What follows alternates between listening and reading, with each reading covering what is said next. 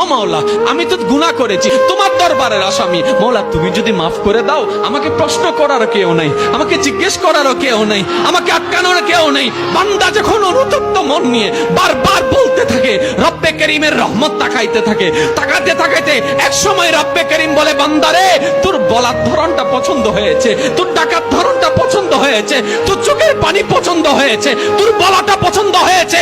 এবার মওলা বলে, আমি তোর সারা জীবনের কত গুনাহ করছিস? বান্দা বলে, মওলা 40,000 পার হয়ে গিয়েছে। কেউ বলে যে মওলা পাহাড় পরিমাণ হয়েছে, কেউ বলে যে মওলা আসমান পরিমাণ হয়েছে। এবার মওলা বলে যে আমি মাফ করে দিলাম, আমি মাফ করে দিলাম, আমি মাফ করে দিলাম, আমি মাফ করে দিলাম, আমি মাফ করে দিলাম, আমার বান্দাকে আমি মাফ করে দিলাম। ফেরেশতা বলে, মওলা এত বড় গুনাহগার, এত বড় আসামি, হাজার গুনাহগার, হাজারটা গুনাহ তওবা করেছে একবার, মাফ চেয়েছে একবার, তুমি মাফ করে দিলা, তুমি মাফ করে দিলা। রব্বে করিম বলে, মাফ করবো না তো কি করব?